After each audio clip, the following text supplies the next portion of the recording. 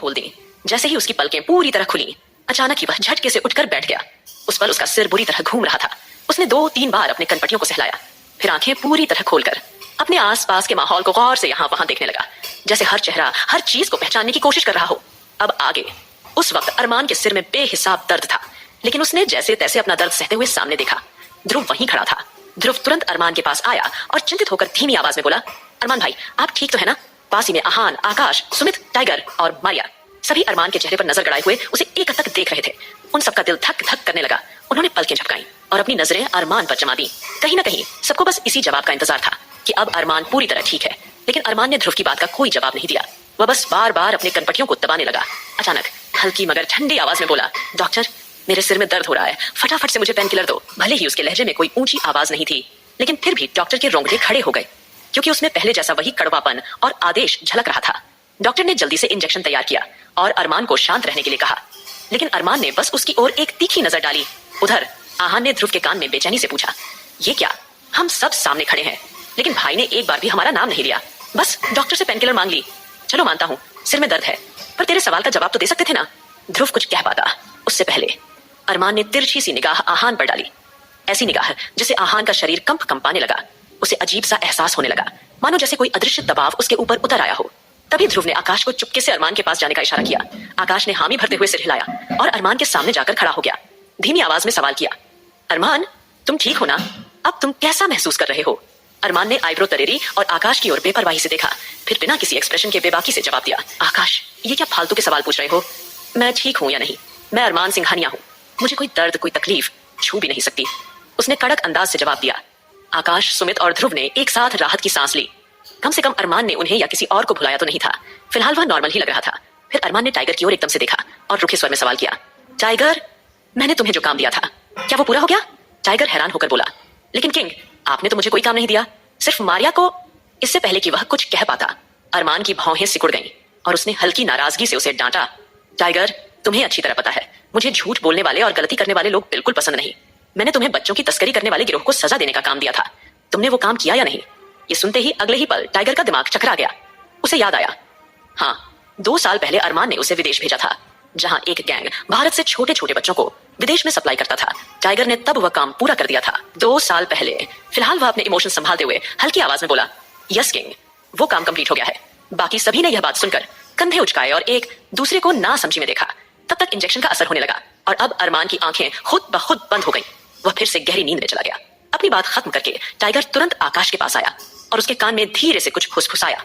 आकाश ने जैसे ही टाइगर की बात सुनी, उसका चेहरा फीका पड़ गया। वह पसीने से तर हो गया।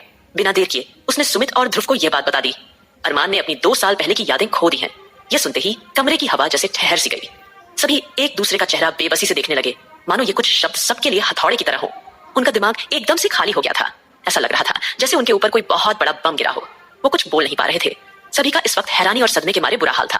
मिनी हॉस्पिटल से बाहर निकलते वक्त सबके चेहरे जैसे उम्मीद खो चुके हों। सब मुंह लटकाए चुपचाप बाहर आकर बैठ गए। टाइगर और मारिया के चेहरे पर भी बेचैनी और डर के भाव साफ झलक रहे थे। उन्हें अब पूरा यकीन हो चुका था कि जिस बात का डर उनके दिल में पनप रहा था, वही अनहोनी हो चुकी है। अरमान अपनी यादों से आस्था को पूरी तरह खो चुका था। वो आस्था जिसने एक बेरहम, गुस्सैल और साइको अरमान सिंघानिया को संभालकर एक नॉर्मल इंसान बनाया था, जिसकी दुनिया में अब प्यार और अपनापन था। वही अरमान अब दोबारा अपने खतरनाक डेविल किंग के रूप में लौट चुका था। वो अरमान जिसे लड़कियों से नफरत थी, जो कभी किसी लड़की को अपने करीब भी नहीं आने देता था। कुछ पल के सन्नाटे के बाद आहान ने लड़खड़ाती आवाज में पूछा, अब क्या होगा? हम आस्था भाभी को क्या जवाब देंगे? उनका तो दिल ही टूट जाएगा। वो बेचारी अभी अभी तो कुछ दिनों के लिए अविनाश भैया के साथ ऑस्ट्रेलिया में अपने घर गई हैं।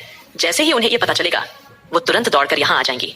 इतना सुनते ही सुमित ने उसे तुरंत बीच में टोका, नहीं आहान, प्लीज ये गलती कभी मत करना। आस्था को ये बिल्कुल भी मत बताना कि अरमान के साथ क्या हादसा हुआ है। उसे गए हुए सिर्फ 3 दिन ही हुए हैं और इस वक्त उसे परेशान करना ठीक नहीं। सुमित की बात सुनकर आहान चुप हो गया, फिर धीमे स्वर में बेबसी से बोला, ठीक है, मैं कुछ नहीं कहूंगा, लेकिन अरमान भाई को कैसे संभालेंगे? हम उनकी याददाश्त वापस लाने की कोशिश भी नहीं कर सकते, वरना उनकी जान को खतरा हो सकता है। और सबसे बड़ी प्रॉब्लम यह है कि हम घर वालों को क्या बताएंगे? दादाजी कई बार फोन करके अरमान भाई के बारे में पूछ चुके हैं, हम उन्हें क्या जवाब देंगे? अब ये सुनकर सब एक दूसरे की ओर सवालिया नजरों से देखने लगे। न चुप्पी टूट रही थी, न हल निकल रहा था।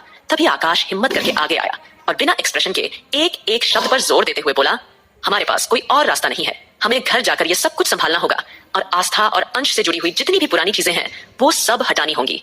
और हमें इस बात का खास ध्यान रखना है कि अरमान को सिंघानिया मेंशन में ऐसी कोई भी चीज नजर नहीं आनी चाहिए जिससे उसकी 2 साल पुरानी यादों का कुछ लेना देना हो।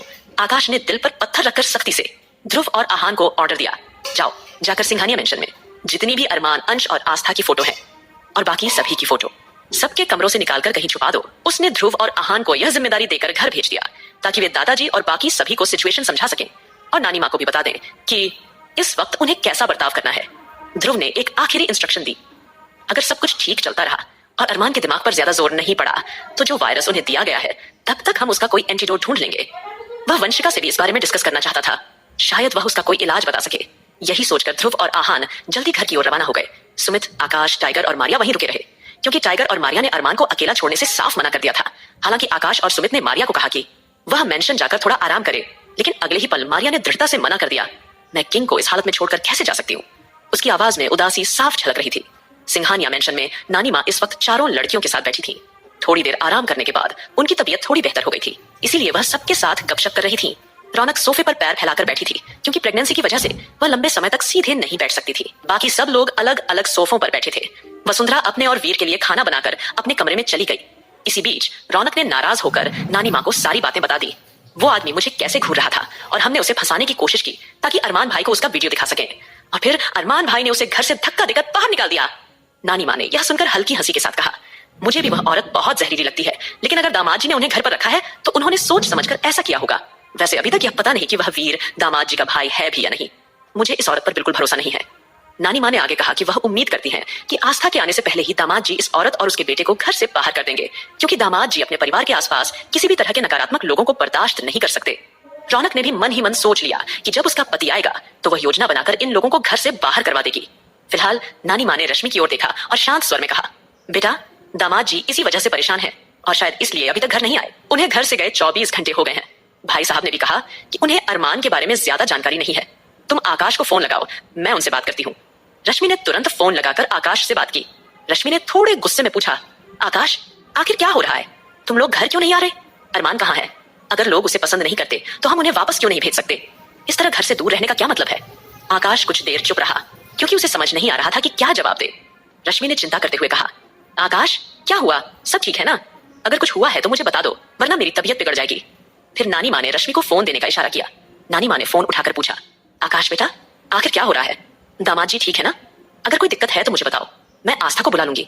आस्था ही है जो दामाद जी को हर स्थिति से निकाल सकती है। आकाश ने दुखी मन से सोचा कि इस बार अरमान की मुसीबत इतनी बड़ी है कि चाहकर भी आस्था या कोई और उसकी मदद नहीं कर सकता। सबसे बड़ा दुख यह है कि अरमान अपनी आस्था को भूल गया है। आकाश ने फोन काटते हुए कहा, नानी माँ परेशान मत होइए, ध्रुव और आहान किसी भी पल घर पहुंचने वाले हैं। वह आकर सब सच सच बता देंगे। बस आप सबको हिम्मत रखनी है। नानी माँ की चिंता अभी भी कम नहीं हुई। उनका चेहरा घबराहट और मायूसी से भर गया। रौनक जो सोफे पर चिप्स खा रही थी ने नानी माँ को देखकर पूछा, नानी माँ क्या हुआ? सब ठीक है ना? नानी माँ ने हल्के गुस्से और बेचैनी में कहा, पता नहीं बिटिया, आकाश कह रहा था कि आहान और ध्रुव आकर सब बताएंगे। तब तक हमें धैर्य रखना होगा। यह बात अभिमान जी और दादाजी तक भी पहुंच गई। दादाजी ने अभिमान जी को बाहर ले जाकर पूछा, क्या हुआ बहन जी? आकाश ने ऐसा क्यों कहा?